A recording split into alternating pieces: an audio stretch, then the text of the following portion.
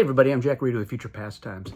And in this video, I wanted to talk a little bit about AI and board gaming. Just some random thoughts off the top of my head, my impressions about things, and it's going to definitely come across pretty ranty, so bear with me or stop now and just save yourself any of the anguish or ire that you might feel. If you think you're going to probably disagree with me.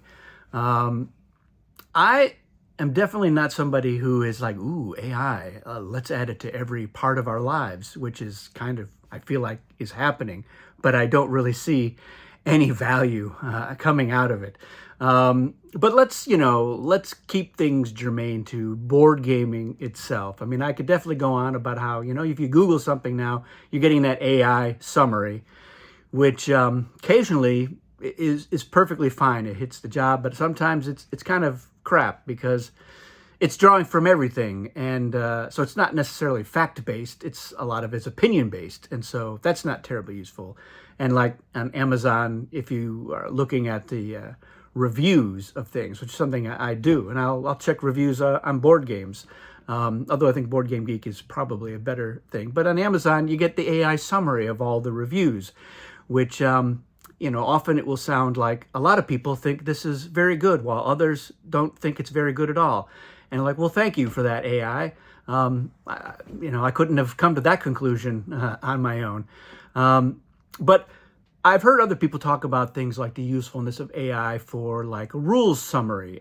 You plug in the rules for your board game into ChatGPT or whatever, and it'll help you teach the game. A friend of mine experimented with that, and he did it with games he already knew how to play so that he could get a pretty good read on it. And he did not have a very good report on how that was turning out.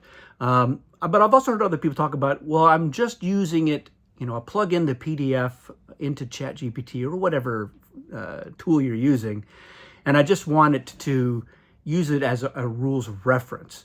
And there it seems to be working pretty successfully. And I don't really have a huge problem with that.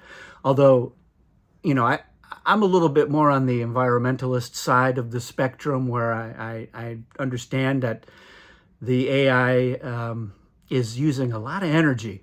And, we're having a pretty hot summer here in Virginia. And the idea, there's data centers everywhere, and those guys are sucking up tons of energy. And there's talk about,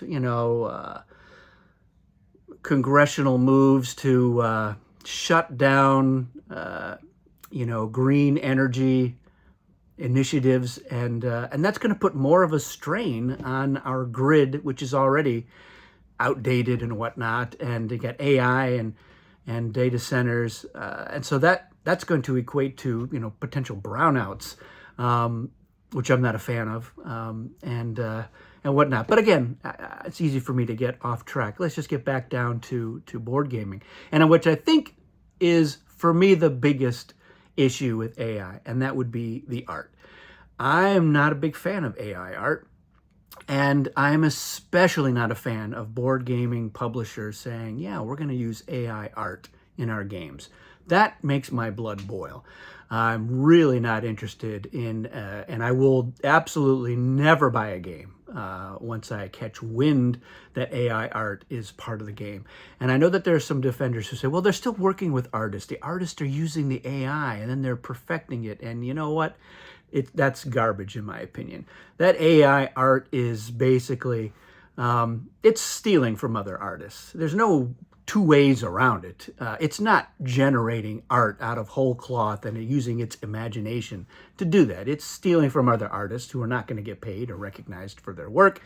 And then some other artist is going to come in and fine tune it and get rid of the extra fingers or whatever it is that they're going to do to make that art better. I understand it's cheap and it's fast and you can get out there, and board gaming, it's a lot of margins, especially now with just so many board games coming out. How do you make any money as a publisher? And that's, the struggle is real, and they have my sympathies. But I don't think the answer is let's stop paying artists. for their original work and have AI do the heavy lifting. I definitely am biased because my daughter is an artist. That's what she does. She has been able to work on the Dune expansions. And that, her connection to me is clearly how that happened. So, Nepo baby, absolutely. I think, but in the realm of the egregious offenses, I find that to be the lesser of the two evils. And every piece of art that she's able to sell is money that her mother and I don't have to give her. So it really is an issue that affects us directly. And I'm certainly not interested in getting into an argument with people if they have their comments. If you don't agree, that's fine. And I'm not going to say, join me in banning games. But I certainly will never want to be part of a thing. I'm hoping that publishers, like Gale Force 9 uses a lot of screen grabs because they're using IP, things like Aliens and Firefly and whatnot that has that. But they've done games with art, so like Dune, Arrakis, another game with art. I think that is much more interesting to me. I like the original art as part of the game, and that is the direction I hope they keep going in. And not resorting to AI. And there's a lot of games out there, so we have a lot of choices. And if you're gonna put out a game that has AI art, you've made that choice easier for me. I'm not gonna buy it. I don't care how good the gameplay is. It does not, align with my values. And you do you if that's the case. But I will also not be interested in you coming over to game night and bringing that AI game with you as well. Some people are like, well, AI could start designing games, and we had somebody told us about they had AI design a Dune faction, and it was pretty terrible. I don't remember the details, but it was things like roll this die to do X, Y, or Z.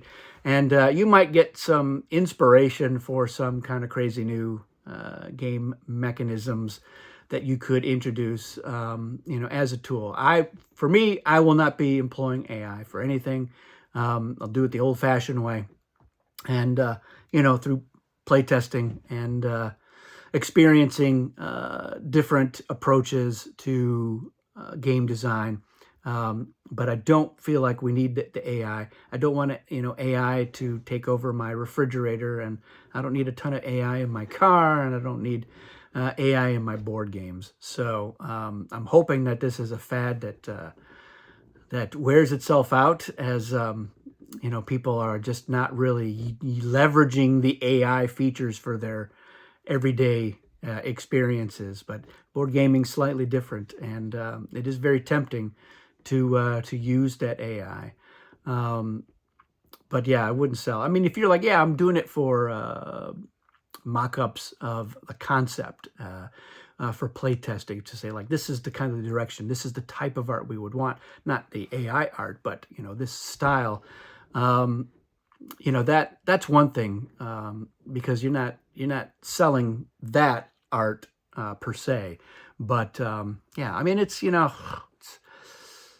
I'm sure there's lots of really interesting things you can get out of AI. I've yet to see a whole lot myself. I recently was reading about how AI is making us dumber, and that I can definitely believe.